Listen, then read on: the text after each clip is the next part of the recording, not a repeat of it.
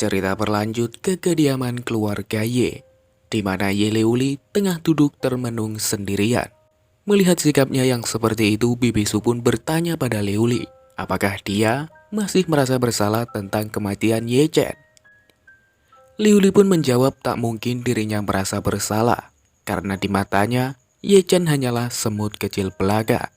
Di saat itu pula Leuli juga bercerita bahwa setelah kembali dari dunia bawah, dia merasa seperti kehilangan sekaligus mendapatkan sesuatu di ingatannya, dan dia tak tahu apa itu.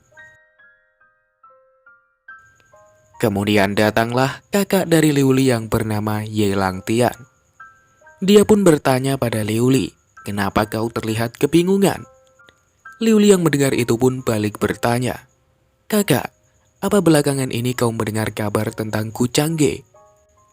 Ye Langtian pun menjawab, kenapa kau terus menyebutnya? Kuingat dia turun ke dunia bawah untuk mencari sesuatu. Harusnya kau sudah bertemu dengannya di sana. Dan juga kenapa kau terus memikirkan dia? Apa mungkin dia sudah membulimu? Omong kosong apa yang kau bicarakan? Aku hanya khawatir. Dia adalah seseorang yang dirumorkan menjadi Ancient Emperor dan akan menjadi lawanmu. Beberapa hari lalu aku dengar dia dengan mudah mengalahkan Pangeran Chu yang berada di pertengahan ranah Sacred Sovereign. Jadi kau tak boleh meremehkan dia, ucap Leuli yang menjawab perkataan kakaknya. Oh, jadi begitu. Aku memang mendengar banyak hal tentangnya belakangan ini. Sepertinya dia memang adalah musuh terbesarku. Dunia memanggilku sebagai reinkarnasi dari Ancient Emperor, tapi dia juga dikenal sebagai reinkarnasi dari True Immortal. Ancient Emperor di masa lalu memang adalah orang yang membuka jalan bagi kita semua, pemegang mandat dari surga dan pembangun Supreme Empire. Namun cuma seorang True Immortal yang berhak dianggap sebagai immortal sejati. Meski dua julukan itu terdengar di level yang sama, sebenarnya perbedaannya cukup jauh. Kucang Ge saat ini berada di pertengahan ranah Sacred Sovereign, sedangkan aku baru saja memasuki ranah itu. Lalu di saat itu pula datang seorang pelayan. Pelayan itu pun memberitahu Langtian bahwa ada seorang pemuda bernama Yeling yang datang dan ingin menantang Langtian bertarung. Pemuda itu bahkan telah mengumpulkan banyak orang dan sudah berada di arena. Leuli yang mendengar itu pun berkata, siapa Yeling itu? Kenapa orang asing sepertinya berani menantang saudaraku? Mendengar hal itu, Langtian pun menjelaskan, Yeling adalah pemenang kompetisi di keluarga cabang baru-baru ini. Lalu sebagai hadiahnya, dia diberi 3 buah permintaan. Dan salah satu permintaannya adalah menantang Ye Langtian. Dia melakukan itu karena ingin membalas kekalahan ayahnya yang terluka saat bertarung dengan Langtian di pertarungan pewaris klan. Setelah mendengar penjelasan tersebut, Leuli pun berkata, bukankah kau sudah memberinya uang kompensasi? Aku ingat mereka sudah menerimanya dan bersedia melupakan masalah itu. Langtian yang mendengar itu membenarkan hal tersebut. Dia pun menduga Yeling pasti sengaja melupakan masalah itu supaya bisa meningkatkan kultivasinya. Langtian juga bercerita bahwa Yeling mengklaim kalau keluarga utama telah memandang rendah keluarga cabang, dan akibat dari pernyataan tersebut timbul banyak kekacauan di dalam klan. Mendengar itu, Leuli pun berpendapat bahwa tindakan yang dilakukan Yeling hanyalah untuk mencari ketenaran semata. Meski tahu akan hal itu, Langtian masih tetap ingin menemuinya. Lalu Xin beralih ke tempat Yu Mingkong yang tengah berbaring sendirian sambil memikirkan sesuatu. Menurut garis waktu, Extreme Yin Heaven akan segera muncul. Sebentar lagi, masalah ini pasti akan menjadi prioritas bagi semua orang. Mereka akan bekerja sama untuk membangun Akademi Immortal. Dan setelah itu, mereka akan memilih murid terbaik dari setiap faksi untuk dijadikan seorang True Immortal. Jalur Immortal dari benua kuno sebentar lagi juga akan muncul. Mungkin inilah sebabnya Kucangge memasuki istana immortal. Di saat seperti ini dia pasti merencanakan sesuatu di sana. Dulu ketika Immortal Spirit muncul, semua ras dan klan berebut untuk mendapatkannya. Namun secara tiba-tiba spirit itu menghilang dan tak ada satupun yang berhasil memilikinya. Sekarang jika kupikirkan, spirit itu pasti diambil oleh Kucangge. Suamiku memang benar-benar hebat, bisa mengambil benda seperti itu tanpa diketahui orang lain. Aku tahu dia adalah pewaris Forbidden Art. Jadi kultivasinya yang asli sebenarnya tidaklah selemah yang terlihat. Bahkan dulu dia mengambil Daupon serta kultivasi milik Xian'er. Itulah alasan kenapa Xian'er bisa menghilang. Aku tak bisa membiarkan Xian'er mengalami hal yang sama. Aku harus bisa melindunginya kali ini. Jika aku tak salah ingat, di sekitar waktu ini juga akan muncul inkarnasi dari Ancient Emperor. Dan di tangannya, dia memiliki Ancient Talisman. Aku harus mendapatkan item itu bagaimanapun caranya. Kalau tidak salah, namanya Yeling kan? Pikir Yu Mingkong sembari beranjak pergi dari tempatnya. Lalu Xin beralih lagi ke tempat Great Elder, di mana Kucangge juga tengah berada di sana. Lantaran risih dengan kehadirannya, Great Elder pun bertanya, "Jadi Kucangge, apa yang ingin kau katakan padaku? Jangan basa-basi lagi." Kucangge pun menjawab, "Aku hanya ingin berterima kasih pada Great Elder karena telah melatih adikku Xian'er." Sejak awal Xian'er adalah anak yang punya bakat hebat, jadi wajar saja jika aku melatihnya. Lalu kenapa kau bersikap seperti orang baik dengan datang kemari? Ucap Great Elder. Kenapa juga aku melakukan itu? Sepertinya Great Elder masih saja tak suka denganku. Sebagai seorang kakak, aku ingin melihat Xian'er melewati semua pencapaianku. Great Elder yang mendengar itu pun berkata, "Jika kau memang sebaik ini, kenapa kau mengambil Daupon miliknya?" Hal itu adalah rahasia keluargaku. Dan sekarang, aku juga tengah berusaha untuk membayar perbuatanku dulu. Jadi kau tak perlu khawatir tentang masalah ini. Karena masalah ini antara kau dan Xian'er, aku tak akan mencampurinya. Jadi katakan, apa tujuanmu yang sebenarnya? Sejak Xian'er menjadi murid Anda, bagaimana mungkin aku yang merupakan kakaknya tak datang untuk mengunjunginya? Aku hanya khawatir Anda akan bersikap keras pada Xian'er karena diriku. Great Elder yang mendengar itu pun marah dan tersinggung. Lalu bersamaan dengan kemarahannya, sebuah petir menyambar dari langit. Sembari menatap tajam Kucangge, Great Elder berkata, "Kucangge, apa kau meragukanku?" Melihat kemarahan masternya, Xian'er pun bergegas menyuruh Kucangge untuk menghentikan provokasinya. Xian'er juga mengatakan, Great Elder sangatlah baik dan tak seburuk yang Kucangge pikirkan. Meski telah mendengar itu, Kucangge masih tetap melanjutkan provokasinya pada Great Elder. "Xian'er, kau itu masih terlalu polos. Kau tak akan tahu seberapa jahat dunia ini. Dan biasanya orang-orang yang sudah tualah yang benar-benar jahat." Great Elder yang mendengar itu pun semakin geram dengan Kucangge. Namun meski begitu dia masih bisa menahan amarahnya. Wah, ini pertama kalinya ada junior yang berani bicara seperti ini padaku. Meskipun aku tahu kau melakukan itu hanya untuk memprovokasiku, tapi harus kuakui kau sukses melakukannya.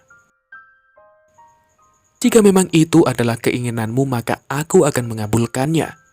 Akan kulatih Xian'er lebih keras, hingga suatu hari nanti dia bisa mengalahkanmu dengan mudah.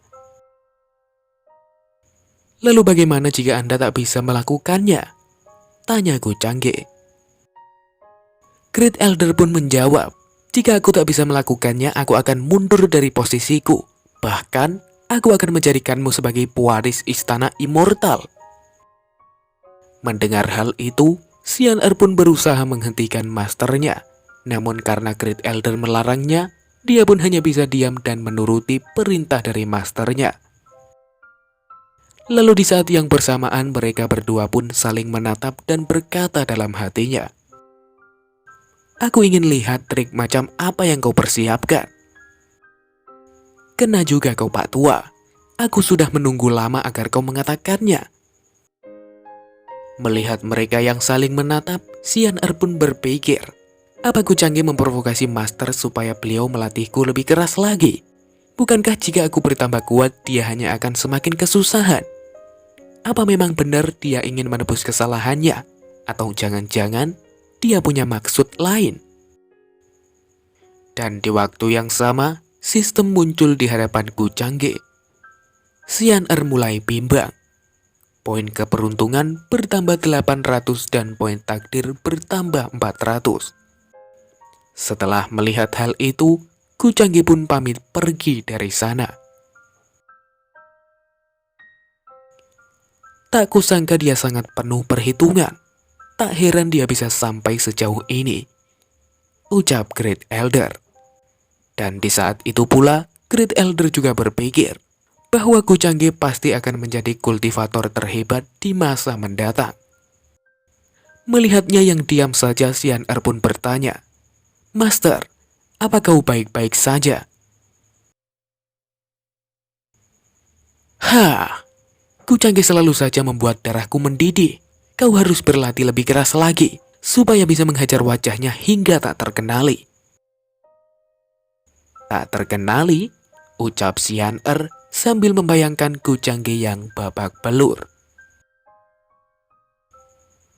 "Master, mengapa Anda berpikir Kucangge menggunakan daupon milikku untuk menyembunyikan karakter demoniknya?"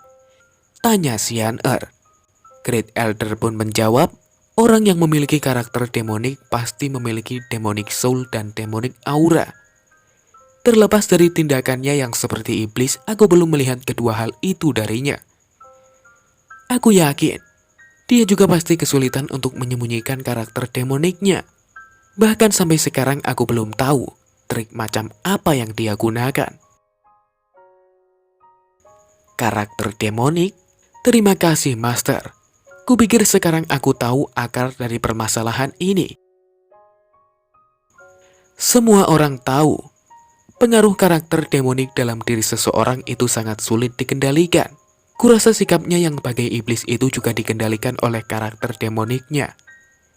Kalau bukan karena hal itu, mungkin dari dulu aku sudah mengangkatnya sebagai muridku. Lalu Xin beralih pada Kucangge yang tengah memasuki sebuah ruangan. Semua rencanaku pada Xian Er berjalan lancar. Dia pasti akan segera mencari tahu tentang kebenaran yang terjadi di masa lalu. Jalur immortal sebentar lagi juga akan terbuka. Untuk itu, aku harus menyiapkan beberapa hal. Sekarang aku bisa saja menukarkan poin takdir dengan beberapa alat. Tapi mereka takkan bisa sebanding dengan worksheet yang telah kudapat, pikir Kucangge sembari mengeluarkan pecahan worksheet dari sistem.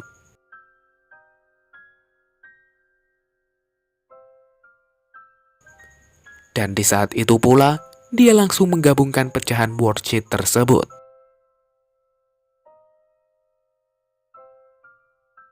Seketika sebuah portal muncul di hadapannya. Kucangge yang melihat itu langsung memasukinya. Di dalam sana, dia melihat dunia yang sangat luas. Jadi inikah dunia ciptaan worksheet? Di dalam sini akulah penguasanya. Setelah berpikir seperti itu, dia pun bertanya pada sistem. Sistem, apakah aku bisa mengembangkan dunia ini menggunakan poin takdir? Sistem pun menjelaskan, poin takdir adalah atribut universal. Selama poin mencukupi, host bisa mengupgrade apapun yang diinginkan. Setelah tahu hal itu, Kucangge pun bergegas menggunakan poin takdir miliknya. Dia pun membangkitkan beberapa istana megah dari dalam tanah.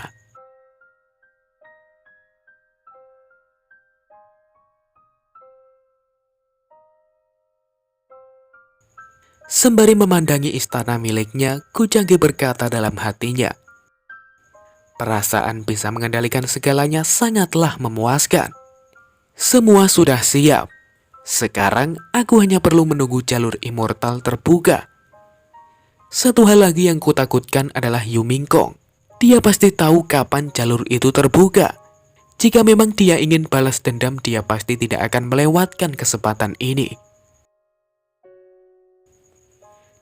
Scene beralih lagi pada Yumingkong yang sedang mengunjungi sebuah kota. Di tengah perjalanannya itu, terdapat seorang pria yang mengawasinya dari kejauhan. Pria ini adalah Yeling, dan ketika Yeling melihat Yumingkong, ia pun berkata, menggunakan Divine Phoenix sebagai kendaraan, mungkinkah dia seorang putri kerajaan? Lalu terdengar sebuah suara yang berasal dari kalung milik Yeling. Bocah, berhenti melihat-lihat wanita. Jangan lupa akan tujuan kita. Kau harus mendapatkan kesempatan untuk memasuki istana immortal. Tenang saja. Lagi pula kita sudah dekat dengan tempat itu. Jadi tidak akan butuh waktu lama untuk sampai di sana. Ucap Yeling yang merespon perkataan suara di kalungnya. Lalu Sin beralih lagi pada Yumingkong yang tengah sibuk mencari keberadaan Yeling. Menurut ingatanku, kota ini adalah tempat pertama kalinya Yeling muncul dan membuat dirinya terkenal. Yelang Tian dari keluarga Ye saja mengalami kekalahan saat bertarung melawannya. Lalu setelah pertarungan itu, nama Yeling akan menjadi terkenal dan banyak klan yang ingin bekerja sama dengannya. Bahkan kekuatannya saja hampir menyamai Gu Changge waktu itu. Namun untuk saat ini tingkat kultivasinya masih berada di ranah Sacred Lord. Jadi sekarang adalah waktu yang tepat untuk mengambil Ancient Talisman darinya. Siapapun yang ingin keluar dari kota akan melewati tempat ini. Ancient Talisman pasti akan menjadi milikku, pikir Yumingkong sembari menunggu kedatangan Yeling. Singkat cerita, malam pun tiba. Terlihat Yeling tengah berjalan sendirian melewati tempat itu. Dan ketika dia sedang mengobrol dengan kalungnya, tiba-tiba muncul sebuah lingkaran sihir.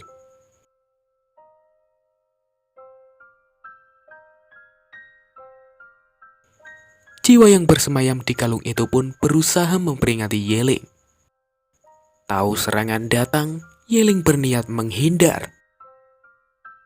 Namun belum sempat menghindar, tubuh Yeling sudah dihantam serangan dahsyat yang keluar dari lingkaran sihir.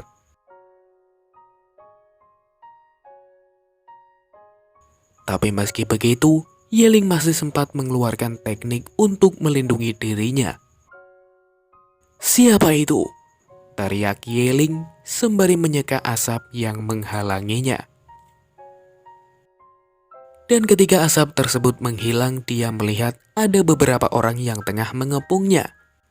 Yeling pun menyadari kalau mereka adalah kultivator ranah Sacred Lord. Siapa kalian? Kenapa kalian ingin menyerangku padahal aku tak mengenal kalian semua? Bentak Yeling yang penasaran. Mendengar itu Yumingkong pun tiba-tiba muncul dan berkata, aku tahu kau tak melakukan kesalahan. Namun hanya dengan menyimpan harta itu sudah merupakan kejahatan yang besar. Melihat kedatangan Yumingkong, Yeling pun terkejut. Bukankah dia adalah wanita yang tadi siang kulihat?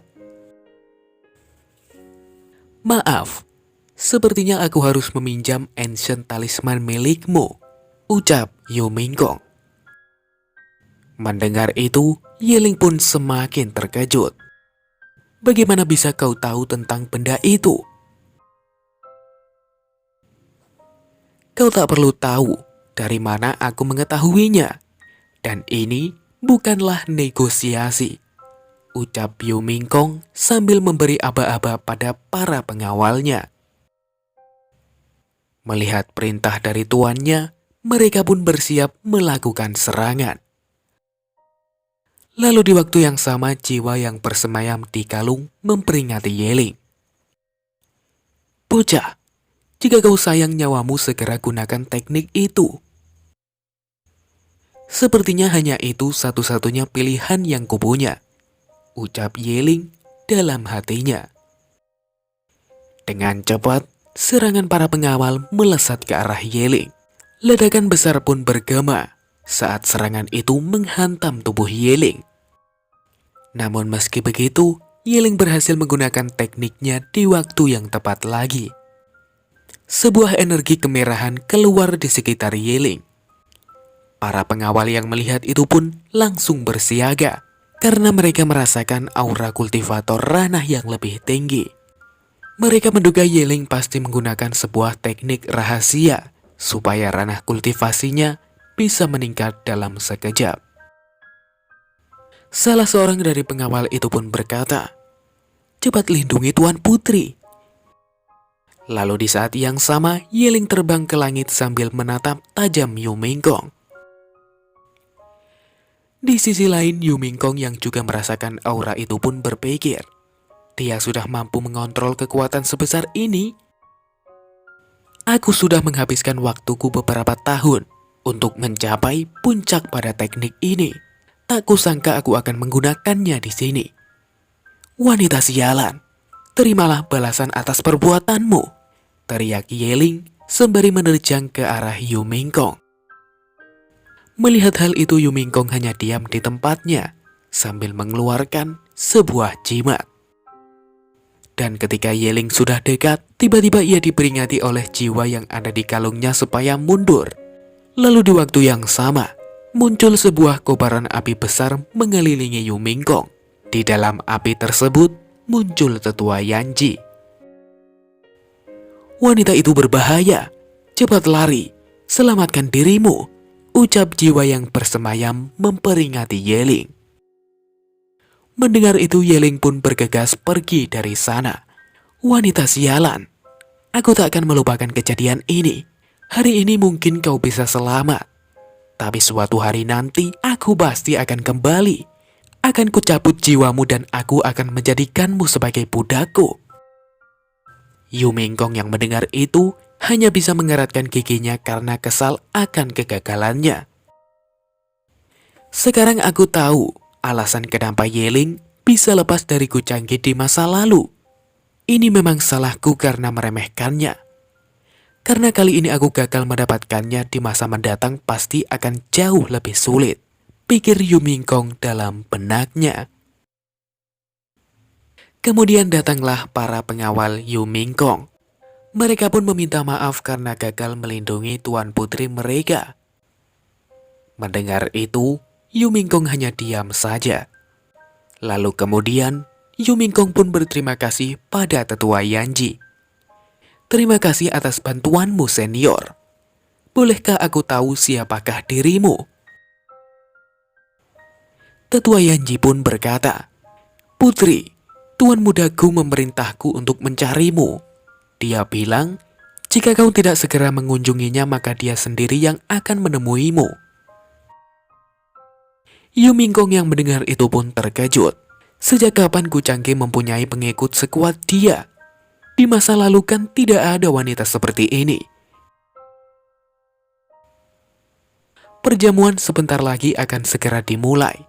Tuan muda tidak ingin Anda terlambat," ucap tetua Yanji sembari pergi meninggalkan Yu Mingkong. Melihat hal itu, Yu Mingkong pun kesal dan berpikir, padahal aku baru saja sampai di daerah ini, tapi dia langsung mengetahuinya. Bahkan dia menyuruh wanita lain untuk memberitahuku. Sebagai seorang regresor seharusnya aku yang mengendalikan keadaan. Tapi kenapa jadi begini?